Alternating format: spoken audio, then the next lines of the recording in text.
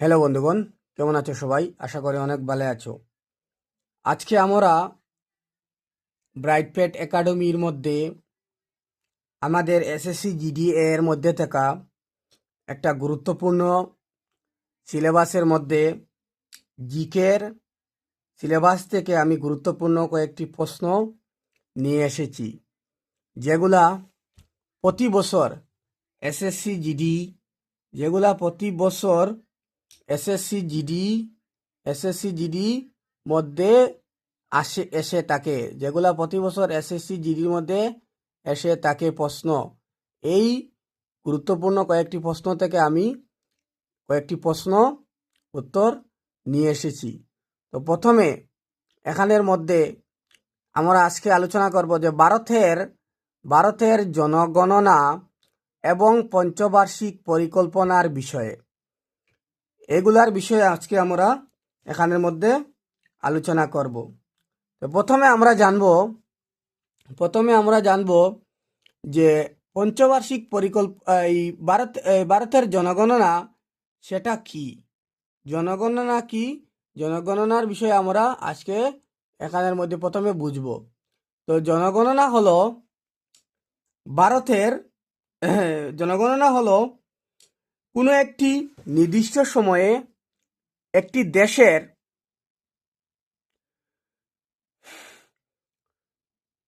তো প্রথমে আমরা জানবো যে জনগণনা কি। জনগণনা যেটা রয়েছে সেটা কি। জনগণনা হলো কোনো একটা নির্দিষ্ট সময়ের মধ্যে কোনো একটা দেশ অথবা অঞ্চল, এটার যে মোট যেটা জনসংখ্যা, এটার মোট যে জনসংখ্যা এবং সেই জনসংখ্যার সামাজিক এবং অর্থনৈতিক শিক্ষাগত অবস্থার পূর্ণাঙ্গ হিসাব সংগ্রহের প্রক্রিয়াকে জনগণনা বলা হয়।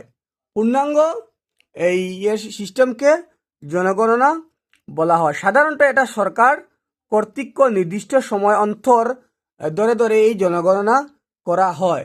আমাদের ভারতবর্ষের মধ্যে প্রতি 10 বছর পর পর জনগণনা করা হয়ে থাকে। কত বছর পর? 10 বছর পর পর জনগণনা করা হয়ে থাকে।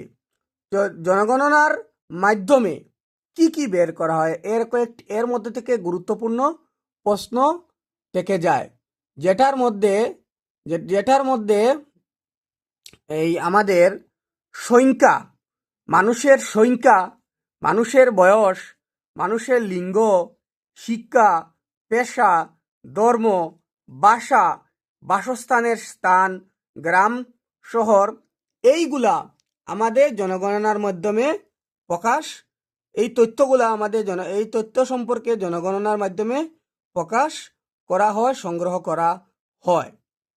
তো আমাদের এই ভারতবর্ষের যদি প্রেক্ষিতে আমরা দেখি, তাহলে ভারতের জনগণনা পরিচালিত হয় কনসাস অ্যাক্ট 1948 এর মধ্যে।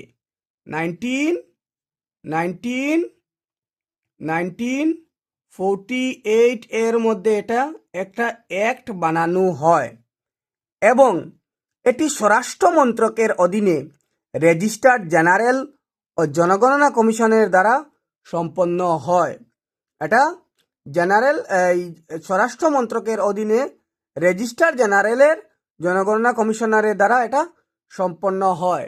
যেটার মধ্যে ভারতবর্ষের মধ্যে প্রথম জনগণনা হয়েছিল 1951 খ্রিস্টাব্দে, 1951 মধ্যে। তো এবারে আমরা জনগণনা থেকে পরীক্ষার মধ্যে আসা কিছু গুরুত্বপূর্ণ প্রশ্ন এর বিষয়ে আলোচনা করব। তো ভিডিওটি আর লম্বা না করে আমরা গুরুত্বপূর্ণ প্রশ্নের মধ্যে চলে যাই। তো আমাদের আজকের এখানের মধ্যে এই প্রথম প্রশ্ন যেটি, এই প্রথম 25টি প্রশ্ন থাকবে ভারতের জনগণনা থেকে। প্রথম 25টি প্রশ্ন থাকবে, যার মধ্যে থেকে প্রথম প্রশ্নটি হলো যে ভারতের প্রথম জনগণনা কবে হয়। ভারতের মধ্যে, এটা স্বাধীন ভারতের নয়, ভারতের মধ্যে প্রথম জনগণনা কবে হয়, যেটা হয়েছিল 1872 সালে লর্ড মেয়র সময়ে। কার সময়ে? এটা ব্রিটিশ আমলের মধ্যে প্রথম জনগণনা হয়েছিল। এটা কিন্তু স্বাধীন ভারতবর্ষের মধ্যে নয়, ভারতবর্ষ স্বাধীন হওয়ার পূর্বে এটি হয়েছিল। তারপর দ্বিতীয় প্রশ্ন হলো যে নিয়মিত 10 বছর অন্তর নিয়মিত 10 বছর অন্তর জনগণনা শুরু হয় কবে থেকে? যেটা হয়েছিল ব্রিটিশ আমলে 1881 সাল থেকে। এগুলা খুব বেশি এসএসসি পরীক্ষার জন্য গুরুত্বপূর্ণ প্রশ্ন। তারপর আমাদের আজকের 3 নম্বর প্রশ্ন হলো যে ভারতের সবচেয়ে সম্পূর্ণ জনগণনা সর্বশেষ সম্পূর্ণ জনগণনা কবে হয়? আমাদের ভারতবর্ষের মধ্যে সর্বশেষ সম্পূর্ণ জনগণনা হয়েছিল 2011 সালে। কত সালে? 2011 সালে। আমাদের 4 নম্বর প্রশ্ন হলো এই 2011 সালের জনগণনা অনুযায়ী ভারতের মোট জনসংখ্যা কত? যার উত্তর হবে প্রায় 111 কোটি জনসংখ্যা 2011 সালে জনগণনা অনুযায়ী আছেন। তারপর আমাদের আজকের প্রশ্ন নাম্বার 5, যেটার মধ্যে হলো ভারতের জনগণনার দায়িত্ব কোন দপ্তরের উপর? এটার উত্তর হবে স্বরাষ্ট্র মন্ত্রকের অধীনে রেজিস্টার্ড জেনারেল ও জনগণনা কমিশনার এর দায়িত্ব এই প্রতি 10 বছর পর পর এটি গণনা করার। তারপরের প্রশ্ন হলো ভারতের প্রথম জনগণনা কমিশনার কে ছিলেন? ভারতবর্ষের মধ্যে প্রথম জনগণনা কমিশনার কে ছিলেন? এটার উত্তর হবে ডব্লিউ.সি. প্লাউডেন। এবারে আমাদের আজকের 7 নম্বর প্রশ্ন হলো কোন সালে জনগণনায় প্রথম নারী পুরুষ অনুপাত প্রকাশিত হয়?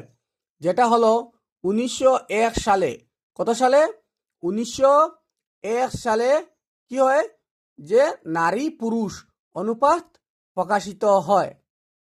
এর পরের প্রশ্ন হলো জনগণনা কত বছর অন্তর অনুষ্ঠিত হয়? সেটা প্রতি 10 বছর অন্তর জনগণনা অনুষ্ঠিত হয়। এবারে নাম্বার 9 প্রশ্ন হলো 9 নম্বর প্রশ্ন হলো যে 2011 সালে জনগণনায় সাক্ষরতার হার কত? 2011 সালের জনগণনায় সম্পূর্ণ ভারতবর্ষের মধ্যে সাক্ষরতার হার কত? যেটা হলো 74.04%। এটা অনেক গুরুত্বপূর্ণ প্রশ্ন। তারপরের প্রশ্ন হলো ভারতের সবচেয়ে জনবহুল রাজ্য কোনটি 2011 সালের জনগণনা অনুযায়ী? এটার উত্তর কি হবে? উত্তরপ্রদেশ। এটার উত্তর কি হবে? ইউপি, উত্তর প্রদেশ। তারপরের প্রশ্ন হলো ভারতের সবচেয়ে কম জনসংখ্যা রাজ্য কোনটি 2011 সালের জনগণনা অনুযায়ী? এটার উত্তর কি হবে? সিকিম। এটার উত্তর কি হবে? সিকিম হলো ভারতের সবচেয়ে কম জনসংখ্যার রাজ্য। তারপরের প্রশ্ন হলো 2011 সালের লিঙ্গ অনুপাত কত? 2011 সালে লিঙ্গ অনুপাত 2011 সালে জনগণনা এই ভারতবর্ষের মধ্যে লিঙ্গের যে অনুপাত রয়েছে সেটা কত? সেটার উত্তর হলো যে প্রতি 1000 পুরুষের মধ্যে 943 জন নারী, প্রতি 1000 পুরুষের মধ্যে 943 জন নারী রয়েছেন। তারপরের প্রশ্ন হলো যে কোন জনগণনায় প্রথম তফসিলি জাতি ও উপজাতির তথ্য নেওয়া হয়? সেটা সঠিক উত্তর হবে 1931 সালের জনগণনায় প্রথম তফসিলি জাতি ও উপজাতির তথ্য নেওয়া হয়। তারপরের প্রশ্ন হলো 14 নম্বর যে জনগণনার মাধ্যমে কি কি তথ্য জানা যায়? এটার উত্তর হবে জনগণনার মাধ্যমে জনসংখ্যা, শিক্ষা, পেশা, ভাষা, ধর্ম, লিঙ্গ অনুপাত ইত্যাদি জানা যায়। তারপরের প্রশ্ন হলো ভারতের কোন রাজ্যে সাক্ষরতার হার সবচেয়ে বেশি, অর্থাৎ শিক্ষার হার সবচেয়ে বেশি ভারতবর্ষের কোন রাজ্যে? এটা ভেরি ভেরি ইম্পর্টেন্ট প্রশ্ন। এটা সঠিক উত্তর হবে কেরালা। এটা সঠিক উত্তর কি? এটা সঠিক উত্তর হবে কেরালা। ঠিক আছে, তো এরপরের প্রশ্ন হলো কোন রাজ্যে লিঙ্গ অনুপাত সবচেয়ে বেশি 2011 সালের জনগণনা অনুযায়ী? এটা সঠিক উত্তর হবে কেরালা।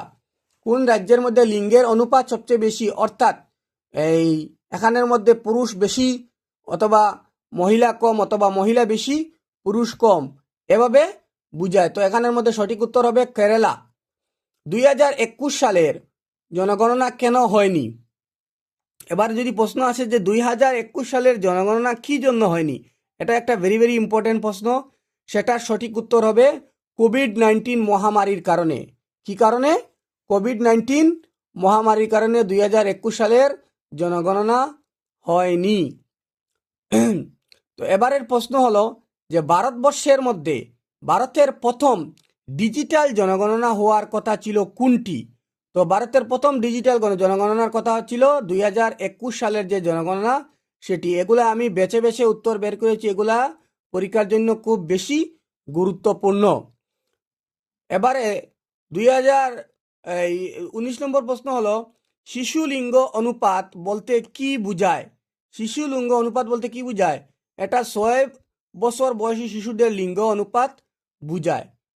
0 থেকে 6 বছর বয়সী শিশুদের, অর্থাৎ জন্ম থেকে 6 বছর বয়সী শিশুদের লিঙ্গ অনুপাত বোঝায়। এরপরের প্রশ্ন হলো 2011 সালের লিঙ্গ অনুপাত কত ছিল?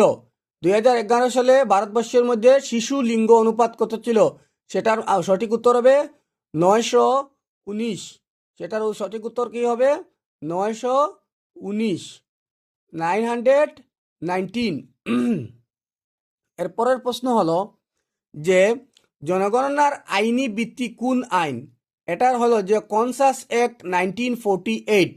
Conscious act 1948। ভারতের কোন ভাষা সবচেয়ে বেশি মানুষ কথা বলে? তো ভারতের হিন্দি ভাষা সবচেয়ে বেশি মানুষ কথা বলে। এরপরের প্রশ্ন হলো জনগণনার ধর্মভিত্তিক তথ্য প্রথম নেওয়া হয় কবে? এটার সঠিক উত্তর হবে 1881 সালে। তারপরের প্রশ্ন হলো শহর জনসংখ্যা বেশি না গ্রাম জনসংখ্যা বেশি? এটা সঠিক উত্তর হবে গ্রাম জনসংখ্যা বেশি। 2011 সালের জনগণনা অনুযায়ী গ্রামের জনসংখ্যা বেশি। এবং আজকের এখানের মধ্যে যে শেষ প্রশ্ন যেটি জনগণনার, সেটি হবে যে জনগণনার প্রধান উদ্দেশ্য কি? জনগণনার প্রধান উদ্দেশ্য কি? তো জনগণনার প্রধান উদ্দেশ্য ছিল যে দেশের জনসংখ্যাগত ও সামাজিক তথ্য সংগ্রহ করা। কি করা? দেশের যে জনসংখ্যা রয়েছে সেটার তথ্য সংগ্রহ এবং সামাজিক যে তথ্য রয়েছে সেটা সংগ্রহ করা। তো আজকের এই ভিডিওর মধ্যে আমি এতটুকু আলোচনা করেছি। আশা করি তোমরা এই প্রশ্নগুলা ভালোভাবে লক্ষ্য করে পরীক্ষার মধ্যে যাবে। এগুলো অত্যন্ত গুরুত্বপূর্ণ। পরবর্তী ভিডিওর মধ্যে আমি জিকে অত্যন্ত গুরুত্বপূর্ণ আরেকটি চ্যাপ্টার, যেটা হলো পঞ্চবার্ষিক পরিকল্পনা। সেটা কি? পঞ্চবার্ষিক পরিকল্পনা, সে বিষয়ে আমি আলোচনা করব। তত সময় তোমরা ভালো থেকো এবং আমার পরবর্তী ভিডিওর জন্য অপেক্ষা করবে। যদি আমার আজকের এই ভিডিওটি এবং প্রশ্ন উত্তরগুলা যদি ভালো লাগে থাকে তাহলে আমার চ্যানেলটি সাবস্ক্রাইব করবে এবং একটি লাইক করবে এবং কমেন্ট করতে ভুলবে না। তত সময় ভালো থেকো, সুস্থ থেকো। ধন্যবাদ। জয় হিন্দ।